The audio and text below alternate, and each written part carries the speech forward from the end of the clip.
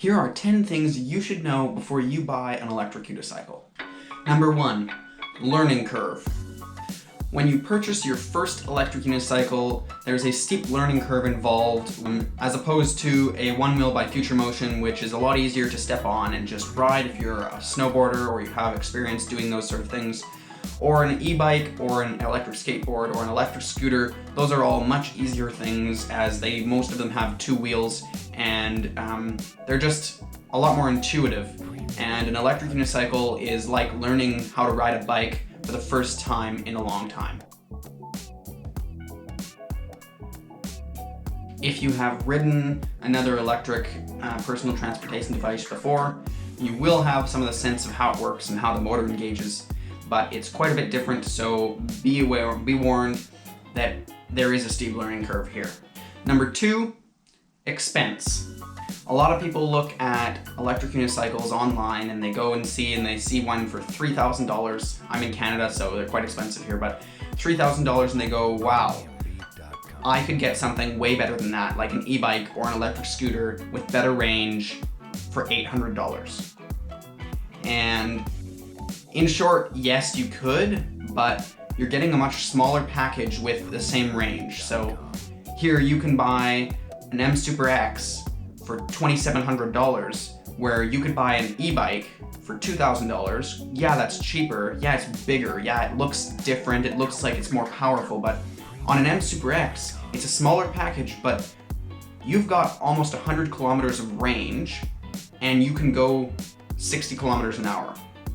So when you actually look into the specs of each wheel, there isn't a huge price difference in comparison to other electric personal transportation devices, and you just kind of have to look at the big picture, because especially if you're going to be using it for something every single day and it requires you to put it in a small confined space because you can't bring your electric bike inside. With an EUC, you can't lock it up outside, but you can just bring it in with you. It's so much smaller, it's so much more convenient depending on what you are going to use it for. Number 3, maintenance. The electric revolution is really different than the gas revolution, partially because of maintenance. With an electric car or an electric unicycle or an electric bike or any electric personal transportation device or electric vehicle, there are only the moving parts that are inside the motor. There's no other moving parts like a gas engine. So that means that you have next to no maintenance because there's nothing moving. On an electric car like a Tesla, you've got brakes, so sometimes you have to replace brake pads and things, but with an electric unicycle, there are no brakes besides the electronic regenerative braking, which means that the only moving part is literally the inside of the motor magnets and the coils. So that means that you pretty much have no maintenance unless something breaks. But with upcoming suspension wheels, we've got the Kingsong S18 and the InMotion V11 on the horizon. They're being shipped out currently. With those new suspension wheels on the market, you will start to have more maintenance because you've got these oiled suspension shocks that are going to attract dirt, and you're going to need to wipe them down more often and oil all the joints that are moving because you've got a lot more moving parts. But yet again, it's a lot less maintenance than, say, a bike or a motorcycle or something of the same category. Number 4, speed. Compared to e-bikes and e-scooters and e-skateboards, there are not currently a lot of laws in many countries. Like in Canada, there are not any specific bylaws or laws around electric unicycles. There are no specific category that they fit into, and that means that you can have an electric unicycle that goes 30. With e-bikes, it's maximum 32 kilometers an hour, and they've capped that. But with electric unicycles, you can spend $3,000 and get a wheel that goes 60 kilometers an hour as a top speed, and most people won't hassle you. So make sure to get a unicycle that you aren't scared of, that is a good speed, but that's a big advantage, I guess, over other e-scooters and e-boards and electric bikes, is there's not really a speed limit around them. You still have to follow traffic laws and such, but you can actually go out and purchase one that goes a scary speed and have a bit of fun. Number 5, safety. Now, number 4 was just about speed, and I want to talk right after that about safety.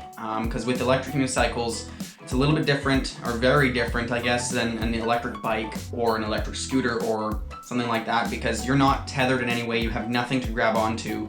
It's just your feet on the pedals, and if you hit a bump or whatever you're doing, you overpower the unicycle, there is a good chance that you will fly off the front, and there's nothing stopping you, no handlebars, nothing.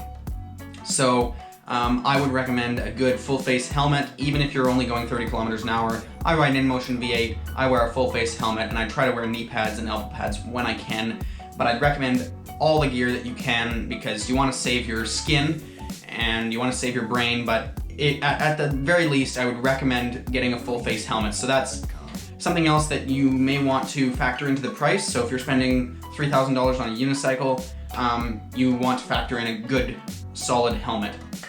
I use the Bell Sanction. It's not a downhill rated helmet, but it's gonna do something to protect me if I get into a big crash. Number 6 is quality. So when you're spending $3,000 or up on an electric unicycle that you're gonna use possibly sometimes instead of your car, it's really important that you know the quality of what you're buying. And people with One Wheels by Future Motion know a lot about quality, because Future Motion is known to make really good quality One Wheels, and they just use, they're built like tanks. You can chuck them off of stuff. Electric unicycles, on the other hand, are all manufactured in China. There's none that are manufactured anywhere else but somewhere in China. And unfortunately, we can't use any metal so far. They've got one model, the Veteran Sherman, with a roll bar in it, but people don't use metal in the shells. So if you have a 50 km/h crash, you're pretty likely to crack your shell. And so you have to be aware that in order to make a lightweight, compact machine like an electric unicycle, they have to use a lot of lightweight, sometimes brittle plastics and materials. So the quality isn't necessarily there, but you have to understand that, and I guess in the end, you're buying something and you know that if you have a 50 km/h crash, you probably could damage it. Number 7 is the final unicycle you will end up buying. The electric unicycle market is not nearly as big as the e-bike market or e-skate or e-scooter market, but you still have a vast range of unicycles to choose from. There's 3 main companies. There is Kingsong, Gotway, and InMotion, and then you've also got Segway and Ninebot, well, Segway Ninebot off to the side. They've only made they've made a few unicycles so far. Their high-speed unicycle is the Ninebot C10, but the ones that are relevant are all from the 3 main companies, and each of them makes a variety of different unicycles with different wheel sizes, and it kind of depends on what kind of rider you are and where you're going to be riding, and where your charge stations are, how often you're gonna be able to charge, how fast you like to ride. So there's a lot of factors involved, but I would definitely recommend talking to your nearest supplier and just asking them, giving them unless you wanna research, if you're up for researching all of the electric unicycles, be my guest, because it's really good to be savvy about your model. But if you just wanna go out and buy an electric unicycle and don't want all the hassle, contact your local supplier and they will most likely help hook you up with the one that's right for you. Number 8 is conditioning. Now, different models of wheels have different ankle supports and different braces and different shell patterns and different shapes of the wheel, and they all have different things that you'll have to get used to, and different pedal sizes and all sorts of things like that. And you may want to add your own pads. I talked about that in a previous video. You may want to add your own pads, or you might just have to get conditioned to what your wheel feels like, because some wheels like the Gotway M Super X have really tilted pedals, and that's to help you get the most grip and control over your wheel. But some riders, and actually a lot of riders, say it's really uncomfortable, and I don't know because I haven't ridden an M Super X before, but it looks like it could be uncomfortable, so you have to just kind of think about that, and if you like flatter pedals, you think you might want flatter pedals, then order a wheel with flatter pedals. So it's definitely up to you, but the ride style of you is going to have to be determined over a long period of time, and your feet will get sore, and yeah, there's definitely a learning period through there. Number 9 is fast charging. Certain wheels don't include fast charging. Some wheels have dual charge ports because they have 2 batteries, so you can charge each battery independently and it acts as a fast charger. Some wheels just have fast charging capability. A lot of the Gotways have fast charging capability. I have an InMotion V8. It's a pretty small battery, 480 watt hours. It takes 4 hours to charge, and I don't believe there is a fast charging option.